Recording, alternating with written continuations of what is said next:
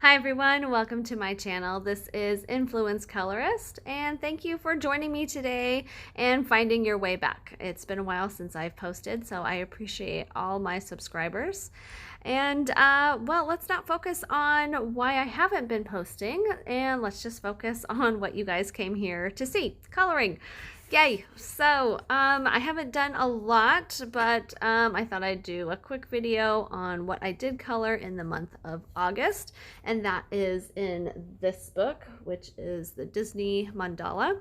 So, really great book. I've been having fun with it. So, let's get started and I'll show you.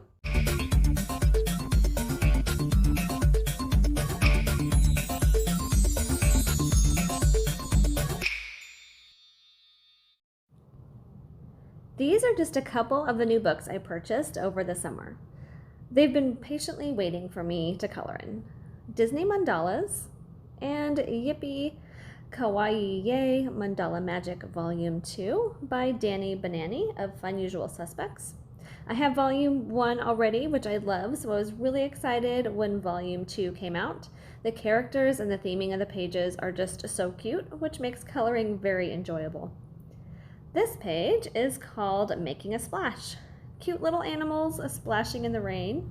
I was actually sitting outside enjoying a rare rainy morning in Arizona when I thought it would be the perfect time to grab a book and my markers and color on the patio listening to the rain.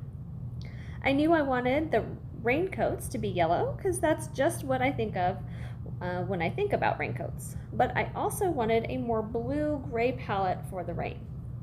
The yellow definitely brightens the mood, and I found plenty of umbrellas and clouds for the blues and grays. I try to keep the color palette to a minimal, but I did add some shades of browns for the animals and small pops of red, which I'm kind of wishing I didn't, but overall I think it's a lovely page.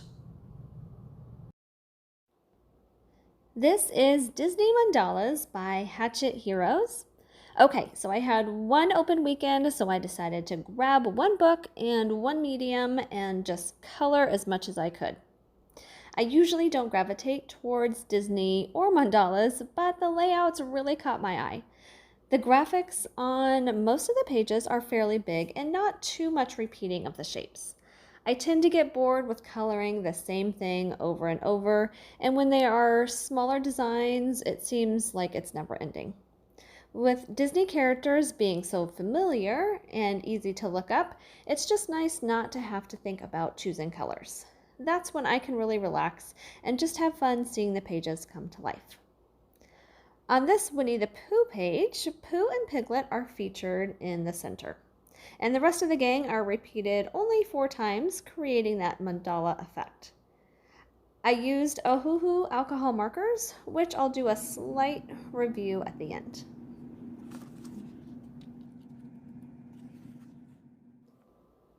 Here is Snow White and the Seven Dwarfs, another classic Disney tale. I think it was a clever way to use the dwarf characters in a circular pattern, and of course we have Snow White in the center. The evil queen frames the corners. It was nice to use the skin tone markers and play with simple blended shades.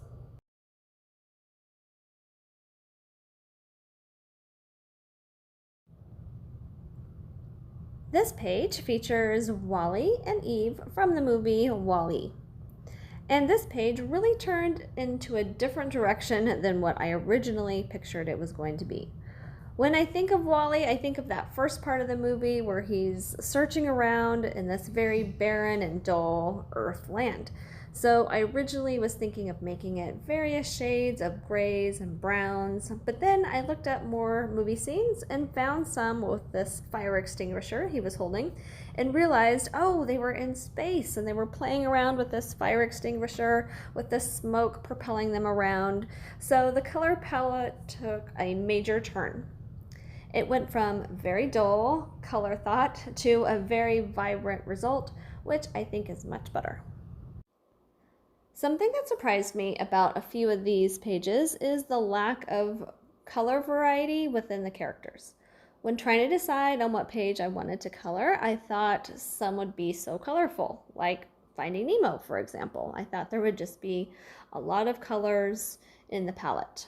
But coloring it, I found that there was a lot of orange dominant characters. So we have Nemo, and Dory obviously helps break up that orange. And then we have, I think his name is Hank, the octopus, in the very next ring behind Nemo. So I wish there was a little bit more contrast between Nemo and the octopus, which I should have played around a little bit more, maybe adding some yellow highlights in with Nemo. And you definitely do not have to conform to the original colors of the characters. It's your book. It was just something that I like to stick to. Now, there is a little character in here that I have no idea who it is. It's that little pink guy. I colored it that pale pink to kind of hopefully blend in the background. I didn't want it to stand out again because I don't know who that is. So anyway, overall, I think it turned out good. I like the whale shark in the corners, adds that kind of blue and teal shades. And here we have Robinhood. Okay guys, this was one of my favorite movies growing up. Me and my friend used to watch it all the time and recite the lines. I just can't believe Hiss the snake didn't make it in here. I'm a little bummed about that. We do have Robin Hood, Lady Miriam, Little John, Friar Tuck, and the Sheriff of Nottingham, who actually has quite the colorful outfit. And thank goodness, because that really added some fun, bright colors in with all the brown and green shades. I like the red and white target in the background too. I forgot to mention that these pages are one-sided, which is really nice when you're coloring with markers, and that's one reason I decided to color with markers. But definitely protect your pages when coloring with alcohol markers because they will bleed through. My last page to show you all is Toy Story. This time there seems to be more green dominant characters. The star in the background I did in bright hot colors to add contrast with all that green. I love the way the shading turned out on Buzz and Woody. I used a white Posca pen for extra bright highlights on objects that would have a shine to them. And check out the jeans on Woody. I used a fine tip pen to create that fabric texture. Behind the big star, I created a cloudy sky to replicate the wallpaper in Andy's room. That helps so much with breaking up all that green.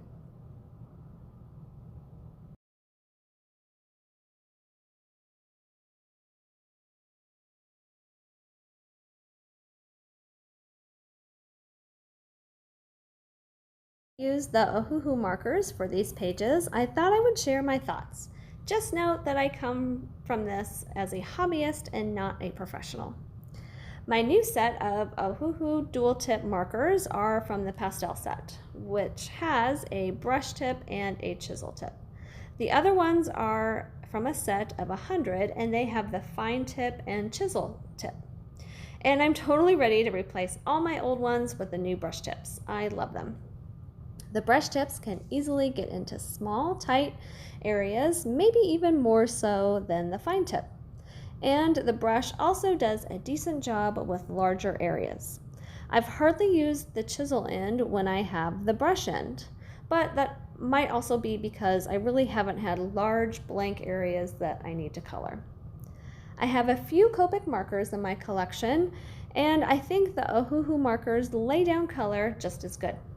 The blending may not be the same, but it's hard to tell and compare when using color book paper.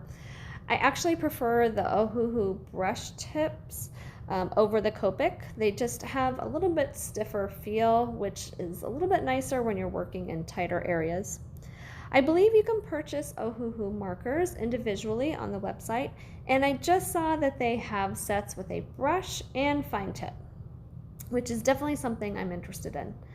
Hope that helps with everyone trying to decide. Ohuhu markers are definitely more budget friendly, so if you are new and just want to experiment with alcohol markers, maybe start with a set of Ohuhus and buy a few Copics, with a coupon of course, to supplement your collection.